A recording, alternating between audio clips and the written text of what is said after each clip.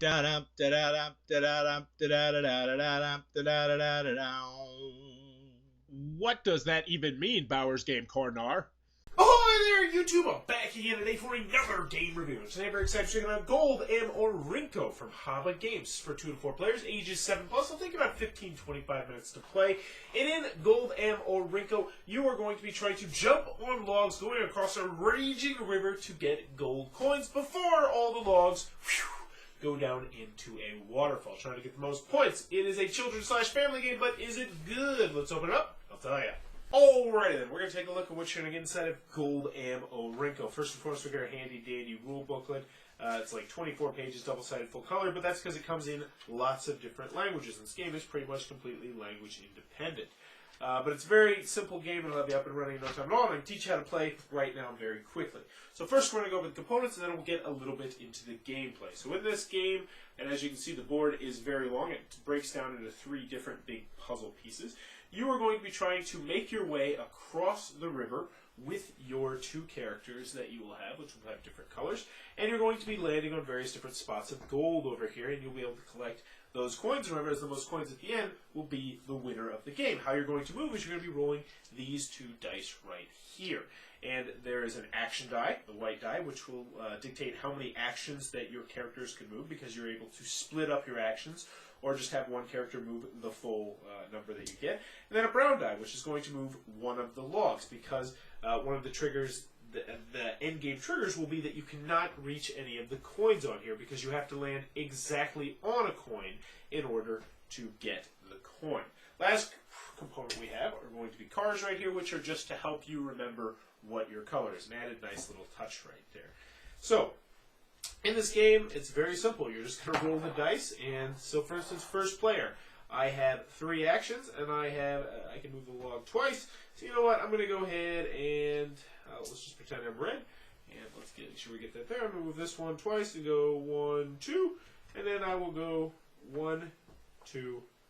Then I'll move this guy out as well, and he'll start with 3. Because you can start anywhere on the border outside here. And as you can see, lots of nice artwork around the outside, which is kind of something you expect from Haba. So next we'll do green. So they are going to move one log once, so they'll move one right here. Now I do want to mention how the logs move. You can never have it so a log is not touching. So for instance, you can never move, say, this log right here where it's not touching, because you're not allowed to go diagonal. When you move, you can only go orthogonally.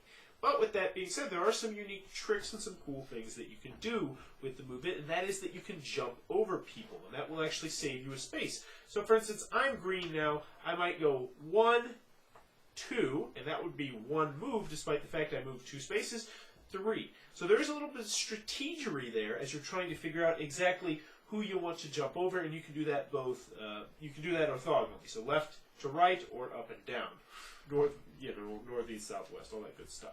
But anywho, what you're finally eventually going to do is you're going to be able to jump onto these coins over here, and boom, when you jump onto it, you will collect that much, you'll get the coin, which will be that many victory points at the end of the game, and then your guy will go back over to the other side, and you can use the rest of your unused actions. You will continue to go until either all the coins are gone, or you cannot reach any of the coins, at which point whoever has the most coins will be the winner of the game. The most victory points on the coins, I should say. And that, in a nutshell, is how Gold M Orinoko is played. Alright then, Gold M Orinoko from Haba Games. What are my final thoughts? Let's go over the pros, let's go over the cons. First on the cons side, game's not going to be for everybody. Clearly a children's/family game. If you're not in the market for that sort of game, this is not going to be for you. And when I say children's game, or family game, I do mean for very young families. If you have kids, I'd say age 10, 11, 12, I'd look at some different games as opposed to this. But 7, 8, 9, 10, not too bad. I'm just going to put it like this. I was disappointed with this game for a couple different reasons. And part of it was my anticipation and expectations for this game. Haba Games is an absolutely outstanding maker of children's games. I recommend them all the time. And I saw this game at Gen Con, and I was like, what? That looks awesome. It looks like the final part of Frogger where you're trying to jump across and get the flies and you're on the logs. And I was very excited about this game, and it was an insta-buy. I saw it, I immediately just picked it up, and I was like, I'm buying this. And I was a little bit disappointed because it's just a little, there's too many problems with the game.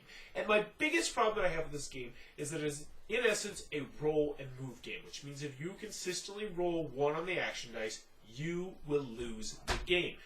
Period. End of the discussion, end of the story. And while a lot of kids' games are that, I just expect more when it comes to Haba. Haba games generally tends to avoid these sort of things with their games, and with this one, they didn't. Now, that being said, there's some cool stuff going on in this game, and I'll talk about that in the pros. But I expected more from this game. Another problem that I have with this game is that with a lot of Haba games, it's scalable. Like, you can play it with younger kids, and then slightly older kids, and then even older kids. This one really doesn't have too many variants that I could think of that could spice up the game, and that is disappointing. Any other cons that I have with the game? You know, it's roll and move, which means if you roll poorly, you're going to lose, and I just expect a little bit more. And it can stretch out a little bit. But other than that, I'm going to move on to the pros, and that is Gold Ammo Rinko is a serviceable, it's a good children's/family game. Now, is it great? No, but it is still a good deal of fun. Now, what do I like about the game? Let's get over the obvious one. The components are fantastic. When you set this out on the board, it looks really cool. It's like 2-3 feet long, and you're going to have, you know, the logs moving down the raging river, and that's really cool. It's got a little teeny weeny bit of push your luck aspect on, you know, which gold coins do you jump on? Do you jump on the ones that are face down because maybe they might be bigger? And I almost feel like that was a missed opportunity there. If you're playing with 7-year-olds, if this is designed for ages children 7+, then why not make it 1 to 5? Really up the ante on the push your luck aspect of that, on the hidden information. I feel like that was a missed opportunity. Components are fantastic. It looks really cool. Also, I like the fact that you can jump over people, and that does add just a teeny-weeny bit of strategic depth to the game. And if you get a 4 on that white dice, and there's people in your way, you can really kind of fly around the log, and that's cool. Plus, you'll be spreading up your actions. You can potentially jump over yourself, which is what, when you figure out how that works, that can really move you along rather quickly, and I like that different aspect of the game. So overall, Gold Ammo Rinko is not great, but it is a good children's/family game, and I think your kids will have a good deal of fun with it. But does Haba have better games? Yes, they do. Are there better kids games out there? Yes, there are, but honestly, I don't know how many of them look quite as cool as this one does. So Gold Ammo Rinko, it's good, but it's not great. If you enjoyed this review, please be sure to click on the subscribe button down below in the comments below. Let me know what is your favorite arcade game of all time. So for me personally, this one's a very difficult one. My first arcade game that I really got to play a lot was Joust. I remember when I was a little kid and my babysitter had a Joust machine.